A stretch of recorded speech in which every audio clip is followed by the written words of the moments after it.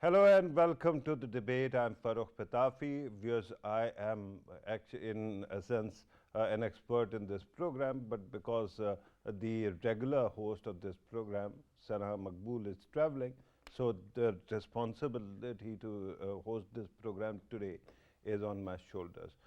Today, we are going to talk about the surge in new terrorist activities that we have seen. If you have been following news, we have already seen, even today there was an action in Tira area of Khyber district of Khyber Pakhtunkhwa. There three officials were killed by terrorists, and similarly we have seen that 2 days ago in Wali there was an attack by terrorists on the air base there, and that was repelled successfully, and 9 terrorists were killed. But before that, of course, there was some damage to grounded planes there.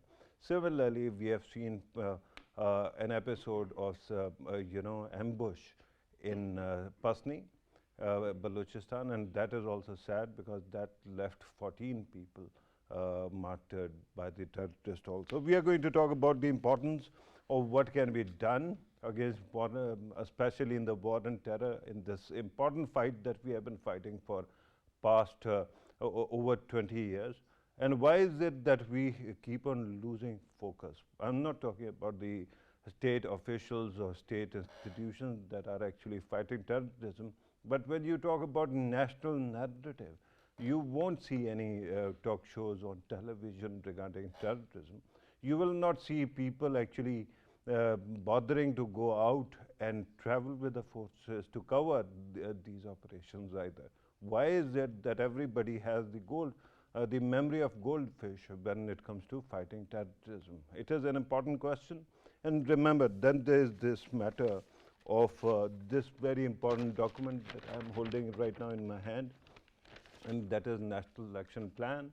In 2014, the consensus was reached between all political parties around the country at this moment, and because of that, one can say that the country has been very successful in fighting terrorism. But since Afghan Taliban took over Kabul, since then we have been seeing the kind of circumstances in which there were certain compromises or concessions that were made.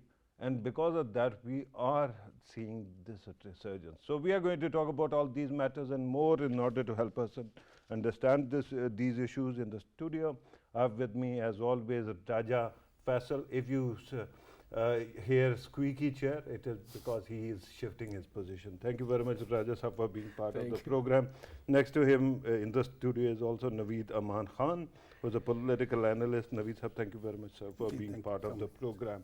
On Skype, we are joined by Brigadier Retired Raashid Janjua, who is Director Research, IPRI, and also one of my favorite columnists. Thank you very much, sir, for being part of the program. Brigadier Sahab, let me start with you. What is behind the surge at this moment in these violent activities? Is there a global or regional context here, or this is merely because of the policies that we saw during the last days of PTI that these things are happening? I think all of the above. One is the regional context, and then the policies. Obviously, there is a need of clear and consistent policies.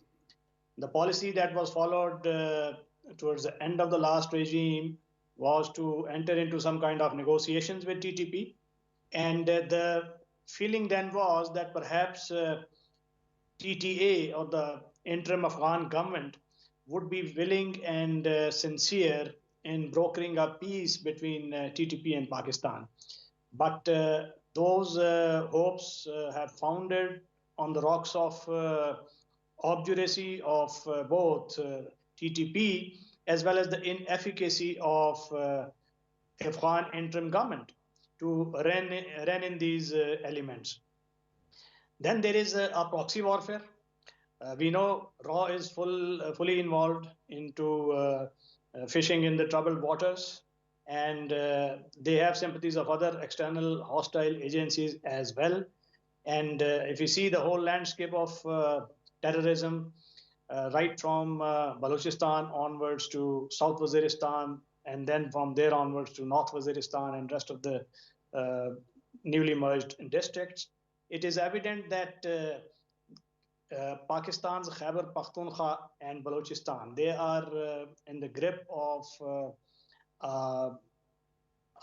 full-fledged spike in the terrorism.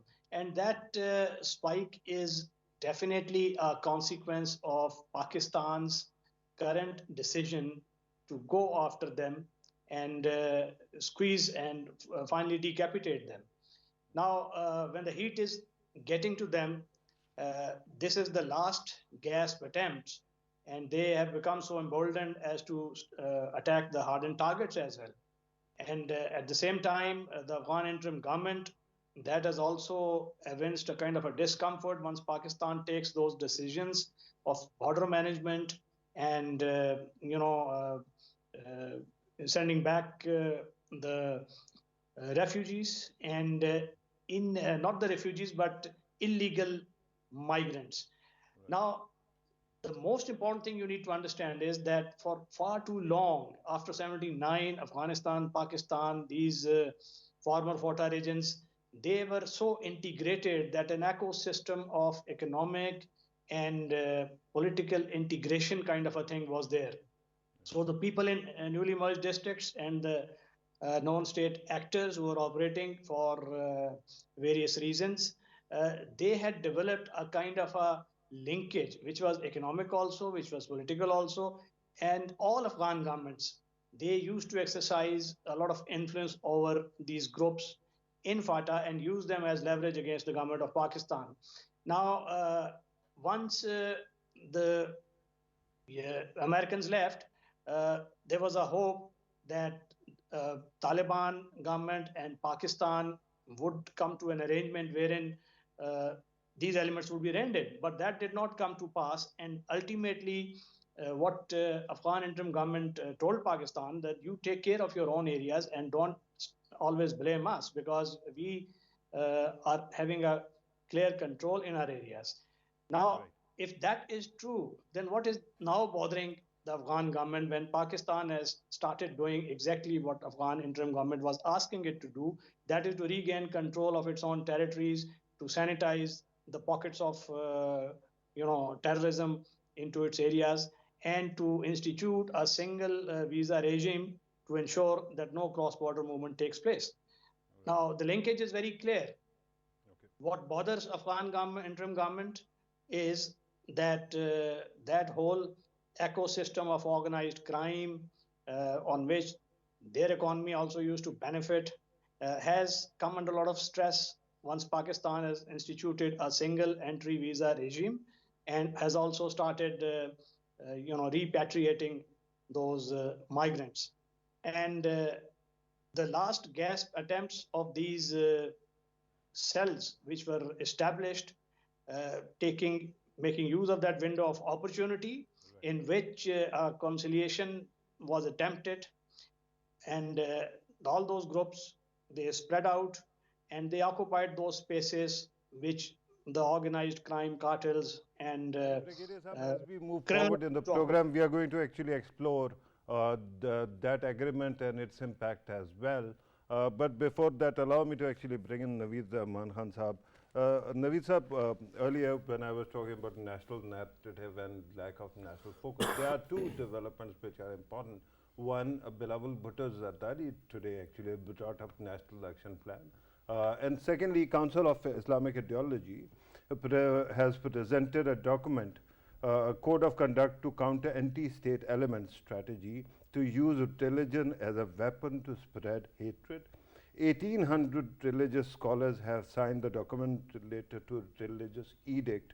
Council of Islamic Ideology emphasizes on unity, faith, and discipline, and to counter anti-state elements. Do you think that this is a positive development, or it is tad bit too late? Farrukh, this is very positive development, and it should have been implemented long before. But nevertheless, it is true. And what Bilawal Bhutto Zardari has said, yes, it is true. the implementation of all the points and the agreements regarding the combat of terrorism in Pakistan should be honored and should be implemented as Bilawal Bhutto Zardari has said. And as far as the regarding a national action plan, there are elements in it which seem to have become redundant. For example, one item, the first item was regarding hanging of terrorists, right? And that is something that for some reason we haven't been able to implement. The second one is regarding military courts, and that also seems to have actually taken a back burner as well. So don't you think that there is a need, a dire need, to update this document, a National Action Plan 2.0? Definitely. Both ends need to be charted out and worked out. Yeah. The courts need to go for the speedy trials of the cases of the terrorists they are waiting for. Yes, the terrorists, they should not be given any comfort or any release. They should be hanged. Secondly, the military courts, yes, there are many cases, many terrorists who should be tried in the military courts as well, and the military courts normally are the speedy courts. So the cases in the military courts come to the fate very soon and earlier as compared to the courts, as compared to the civil courts.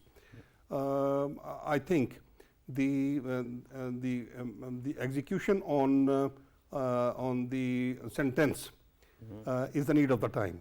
Unless we go for the execution, we cannot eliminate that phobia or that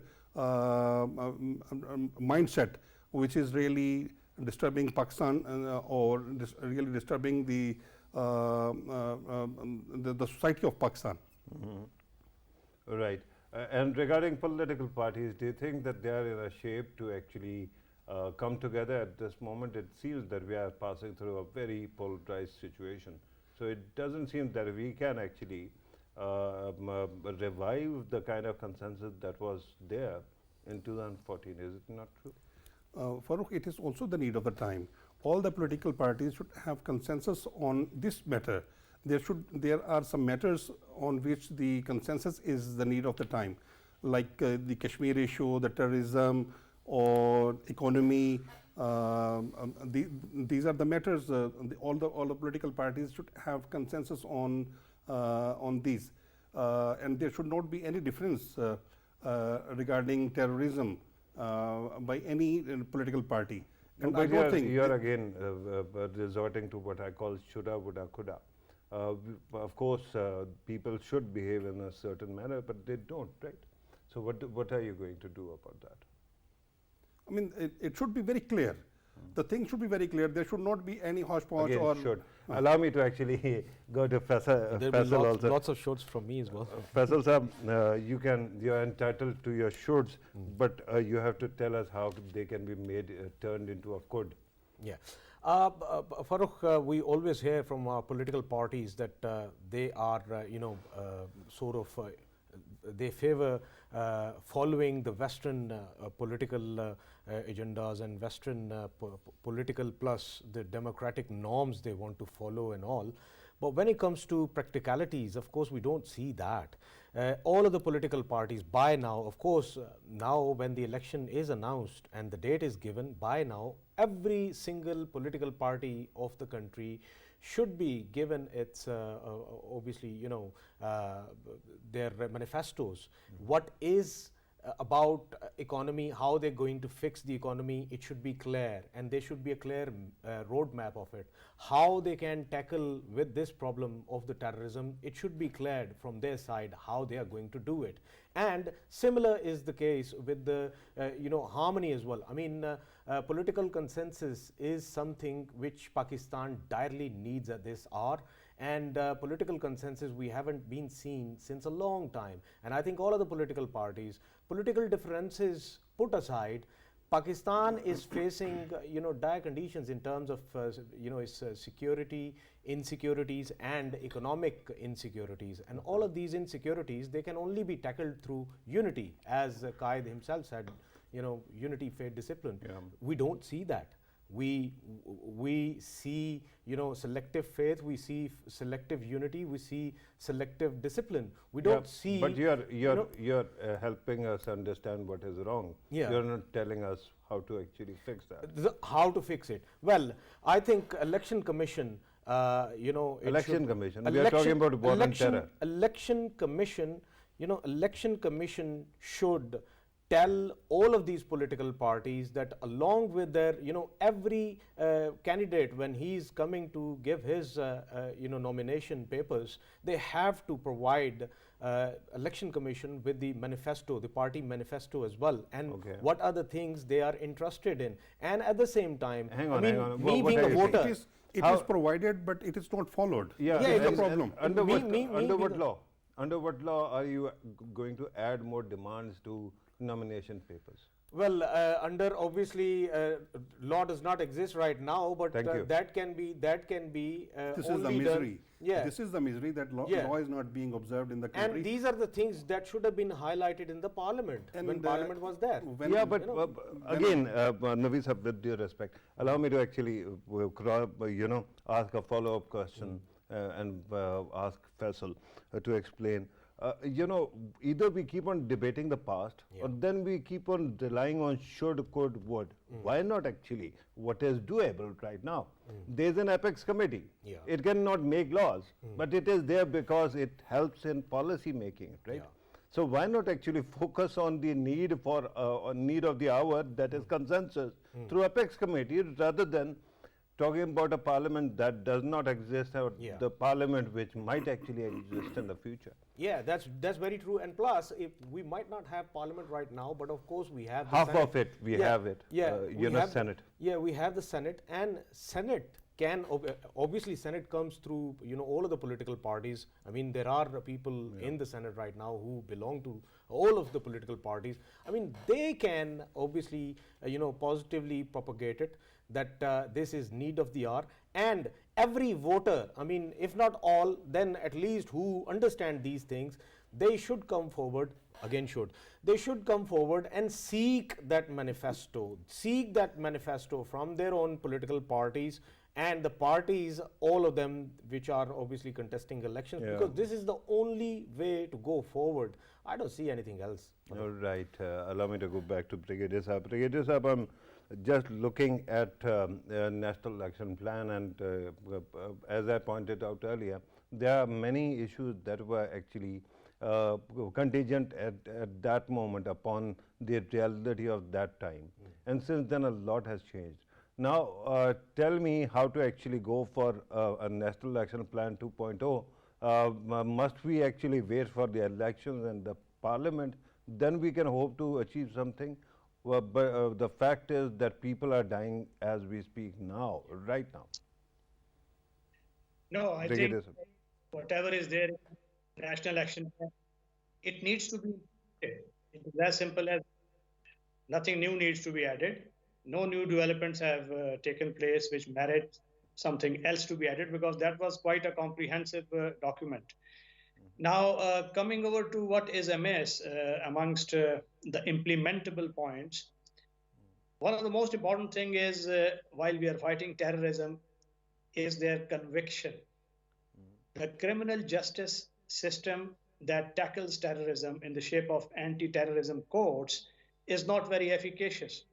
We in Islamabad Policy Research Institute are in the middle of a empirical-based study on TTP spike in terrorism and its causal variables. Whatever we have gleaned so far, one of the most important aspects that has emerged is a weak conviction rate of the terrorists, because earlier they were being tried by the military courts after APS, and then that conviction was overturned by the higher courts. Now, instead of these present anti-terrorism courts, if we can have some kind of special terrorism courts, or even a variant of the military courts, because we practically are in a state of war, whether we like it or not. You see, the heat has not been felt east of Indus so far. That is why the people probably are not that much riled up. If you go in the KP, there's a complete different ball game out there on the terrorism front. In 2023, there were 4 incidents of suicide bombing in Punjab, and there were 479 attempts in KP. Out of them, 102, they were alone in North and South Waziristan. That gives you some flavor of how much a big difference is between the rest of the country and the areas which are facing the brunt of the terrorism. So you need to equip the counterterrorism departments, police departments with the right capacity tools. Not much was done by way of increasing their capacity vis-a-vis those hard terrorists who have now the Americans' weapon as well. They have the assault rifles, RPGs, night vision goggles, and whatever development has taken place on counterterrorism front is in the past 5 to 6 months in KP. Under the present IG, a lot has been done. Counterterrorism department is getting the full support from Peshawar Corps, and army and police are working in sync. But that is now. It should have been done much earlier. Then is the development component. There was a promise that out of the 3% share of NFC to be given by the provinces for the FATA's development, 600 billion had to be given. Only 160 were disbursed, out of which 120 were actually allocated, and out of which less than 100 has actually been spent. That is the state practically on ground. Now you see, development alone in these areas is not going to yield the dividends. There was a whole ecosystem of economic integration with Afghanistan. Since last 40, 50 years, we have to wean away the NMDs from that economic integration with Afghanistan towards Pakistan. By integration, I mean that whatever industry, whatever livelihood, whatever business is established in NMDs should have its linkages with the down country Pakistan instead of Afghanistan. At present, Absolutely, Brigadier Saab, earlier you said, and I take that statement on face value, you said that National Action Plan is a comprehensive document, but there are 2 or 3 things which are quite intriguing in that also. After it was passed, after it was approved and we started implementing, we saw kind of concessions that were given to TTP during PTI's time. And at that moment also the National Action Plan was there. But clearly there seems to be a lack of off-ramp. How to actually bring down this whole thing, how to end this conflict. There has to be some way also. So you don't think that A, there should be some mention of that in such a document? B, that when you are talking about these issues, those people who actually decided that there is going to be some kind of concession to the terrorist, at least we need to know what happened and why it backfired. Is it not important to demand more clarity on these matters, sir? Yes, it is a fair demand to get more clarity on that. Why it was done, to my understanding, it was done because there was a feeling amongst the leadership, political leadership as well as the military leadership then, that Afghan interim government and TTP may develop a kind of a symbiotic relationship to go after Pakistan. And because for interim Afghan government, TTP is, take it or leave it, a nuisance. And they do not actually want, and they are also quite chary and suspicious of them. So it's very convenient for them to divert the anger of TTP towards Pakistan and keep it as a leverage also. This is what is exactly happening. And there are now news also that the disaffected people from TTA, those who are out of job now in Afghanistan, they have now started joining TTP, and not only TTP, but its splinter allies like You have mentioned that before as well, but what you are saying right now is that it was basically that policy of concession was essentially, or appeasement was essentially a conjecture that actually backfired rather than being a policy. Is it true? No, it was a attempt in order to find a solution. Based on Maybe what, sir? they would have succeeded, but the basic assumptions, they were not properly thought through to my mind. And Yeah, so those assumptions should basically, have been sir, laying down of the arm. assumptions that are not properly To- actually thought become conjectures, right? Allow me to actually go back to Naveed, Aman Khan Sahab. Naveed Sahab, you have been listening to this commentary also. You wanted to react to what was said earlier. If you want to chime in, please do. Otherwise, I have another question regarding implementation of these issues.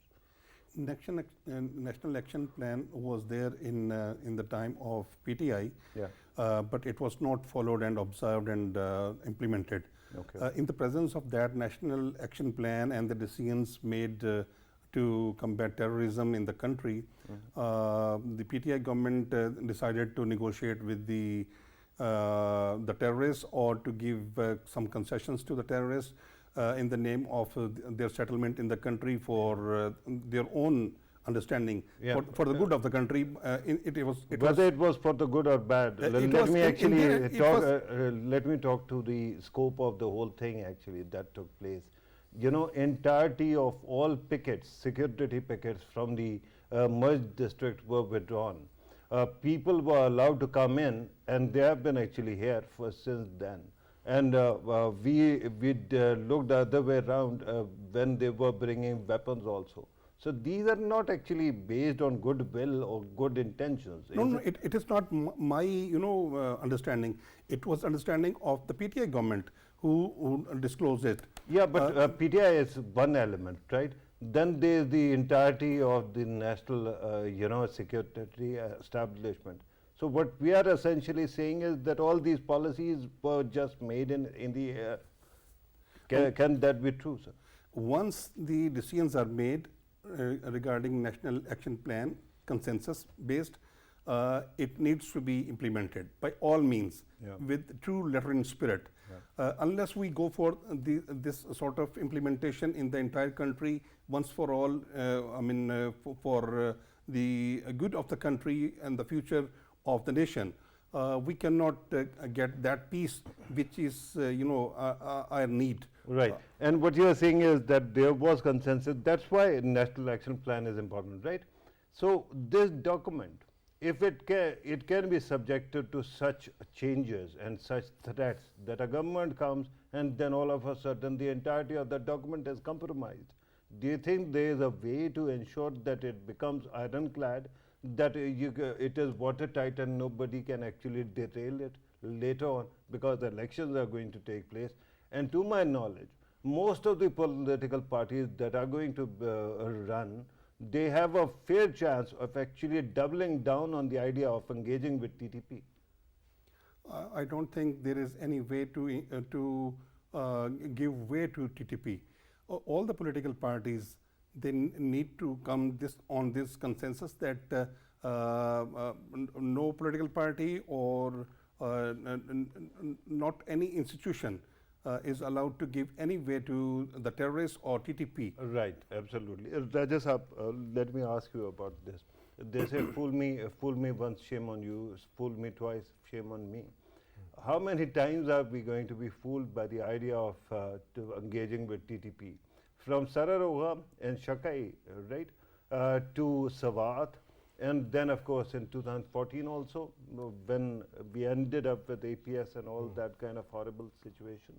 And even now, only 2 years ago, remember, to bear in mind that those concessions were made only 2 years ago. How many times are our political elite going to actually succumb to such a populist pressure?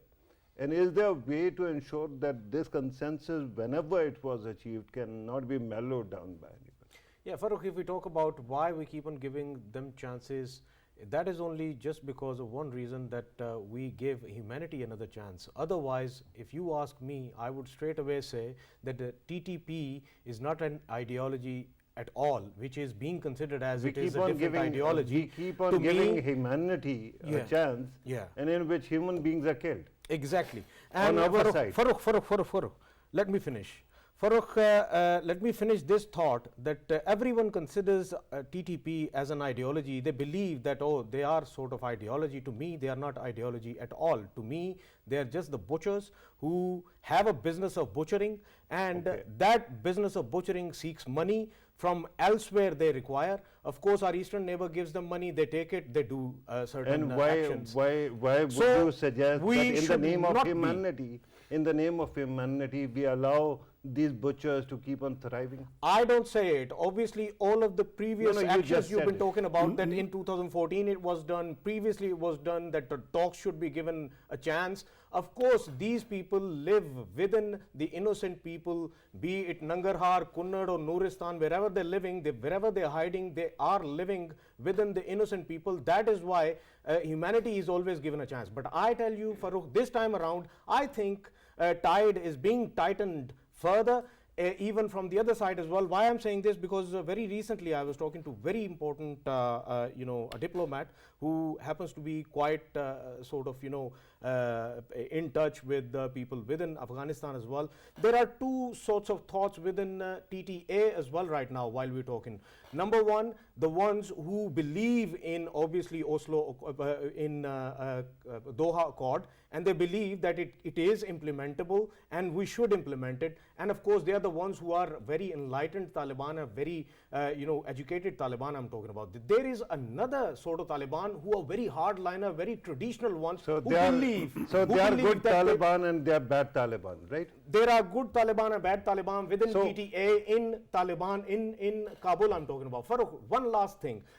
There are Taliban who still believe that TTP is an element who's been obviously associating themselves with the Taliban in Afghanistan, and they've been fighting shoulder to shoulder against the Americans. So that is why it's their responsibility to cater them. But there are Taliban internally who are even thinking about relocating all of these Talibans from Nuristan, Kunnad, Nangarhar to different other cities. I'm talking about the northern cities of Kunduz. Hang on. Faisal Sahab, we will cross those bridges when the rivers come, right? They have been promised, but they never seem to actually materialize. But if this doesn't take place this time. Hang on. My problem is that we keep on cutting, giving concessions to these people in the name of humanity. Nobody from their side is showing any kind of humanity to the people like Lieutenant Colonel Mohammad Hassan Haider, who was martyred today, and Naik Khushdal Khan, Naik Rafiq Khan. All these people were brutally murdered. They were martyred today. Yeah, that's what I'm saying. That's what I'm saying. That these people should be taken to task. You just brought up the matter of these people hiding in, civilian populations. It is not as if we are, it is Israeli army and we are actually talking about strikes in Gaza. IBOs take place. It is intelligence-based operations where actually people go inside and they get them. That's what they do. Why actually such an effort to concede? Farrukh, these IBOs are taking place every day, almost every day. And these, people on social media, they say, oh, they've been there and obviously it was an unsuccessful, IBO, and that's how it has happened. And then people talk about whatever's happened in Miawali, how our intelligence agencies and how our security agencies can fail.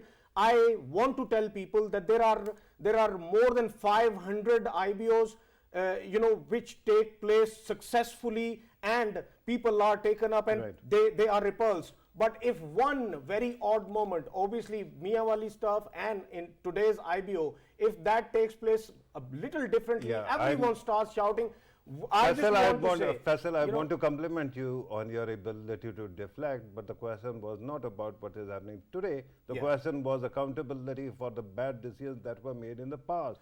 And we are going to talk about that as well. Allow me to go back to Brigadier Saab, because Brigadier Saab, while the discussion is heating up, we are not a private channel where we have to actually essentially keep on fighting with people. When it comes to solutions, do you have any roadmap, for actually defeating these terrorists, and also then, finding an off-ramp from this conflict, this crisis? Yeah, of course. Take care of your borders, manage them well, make them foolproof, institute the single entry visa regime strictly, and ensure that there are no ungoverned or pockets of crime in the entire area that is under the control of Pakistan law enforcement agencies. Uh, and the entire criminal justice system has to be revamped in order to take the retributive action promptly against terrorists. And we need to improve our civil administrative governance in these newly merged districts, because as of now there is a huge vacuum. Judiciary has failed to establish its imprint. They are still resolving their disputes through rivaj and jirgas, because it may come as a news to you, but the biggest source of discord between the tribes there in newly merged districts is the land disputes. And 70% of the land is disputed. There were no land reforms in the newly merged districts. And because of that, the tribes keep fighting their petty interests. And in those gray spaces, these terrorist entities easily seep in. And as regards the presence of TTP and its spike and its newly re-energized character, it's a fact that post 2008, compared to 2018, now this TTP resurgence is more virulent. They are more organized. Their tail is up. They are being encouraged by Afghan interim government. They are encouraging them by giving them pep talk that look, we have defeated a global power, you can also do that. And their whole aim is to divert the ire of TTP towards Pakistan and get rid of TTP and let these areas be destabilized and use these as a leverage against Pakistan, and in the bargain keep that whole illegal spectrum alive. When I talk of illegal spectrum, those who are dealing with this issue in the civil administration, in police and armed forces in Peshawar, they will tell you that this illegal spectrum spans cross-border smuggling, that spans kidnappings for ransoms, organized crime, trade irregularities, visas Absolutely. irregularities. And Brigadier So, Sahab, that is important. Let me also bring in another element that we haven't actually spoken about right now. We are talking about TTP. It is important. It is very important that we keep on fighting them. On the other side also, there is another shade of terrorism that takes place in Balochistan. And unfortunately, there seems to be a very different kind of take when it comes to, narrative on how to handle them. When you talk to most of the pundits, they will say that we have to crush TTP. But when it comes to Baloch separatists or subnationalists who are essentially working as terrorists, then we resort to dialogue or we keep on talking about that. 14 people were martyred, sir.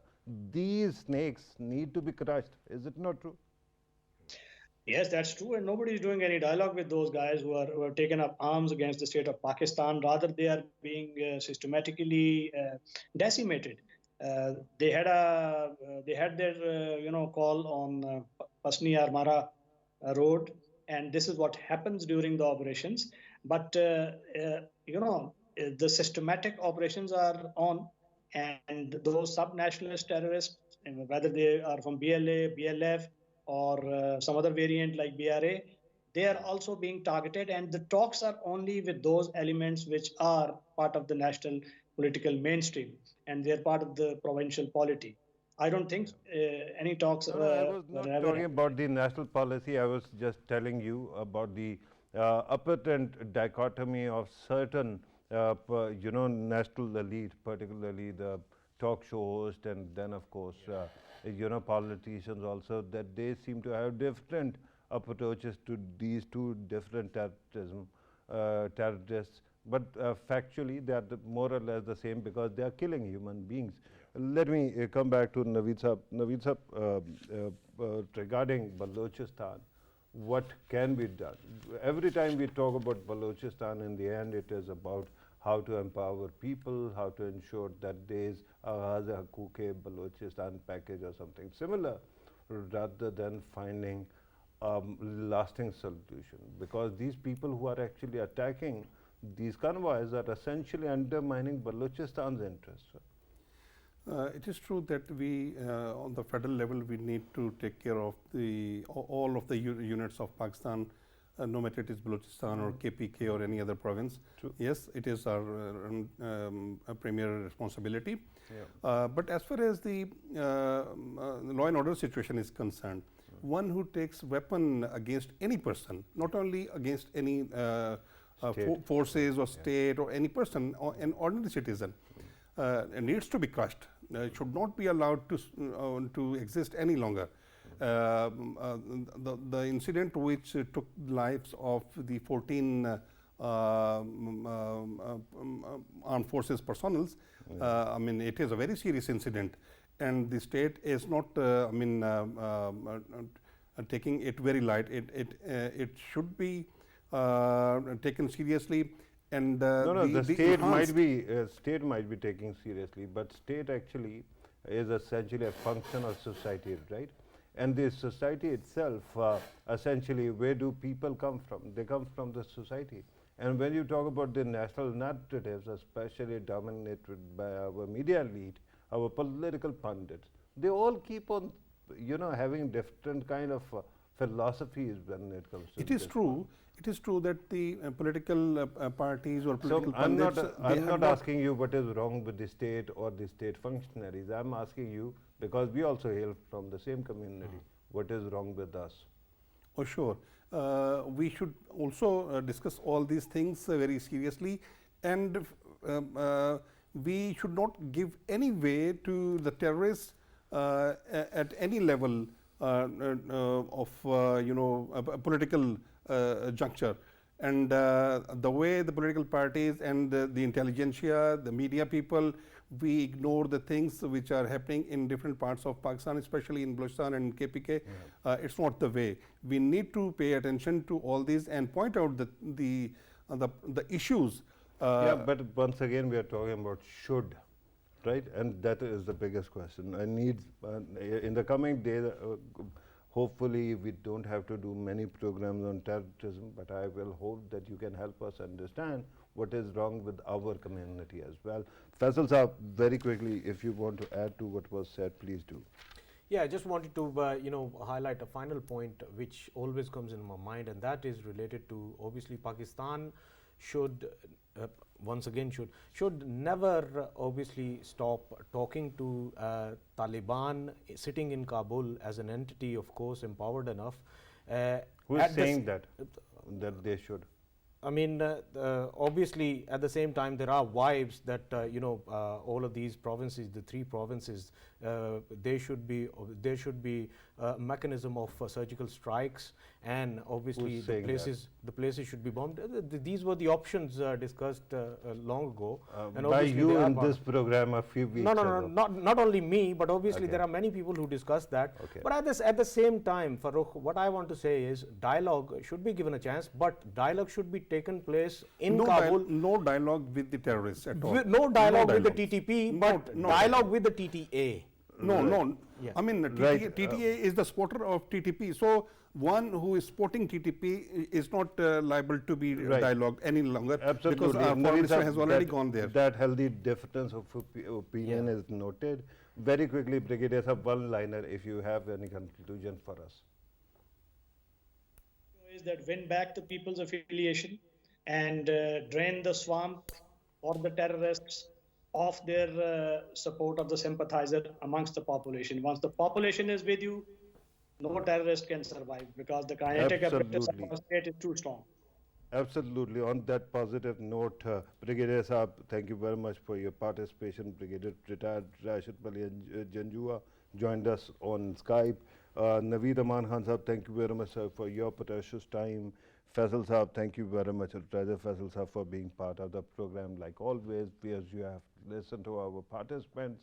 Of course, terrorism is one issue that needs many sittings to cover in such shows. It is not something that is superficial, that we can play politics on it and go home comfortably laughing all the time. So let us hope in coming days we see seriousness from all stakeholders. And I'm not talking about policymakers, I'm not talking about institutions, I'm talking about people who actually have influence over opinions, right? Opinion makers. This was today's program. Thank you very much for watching. Take care.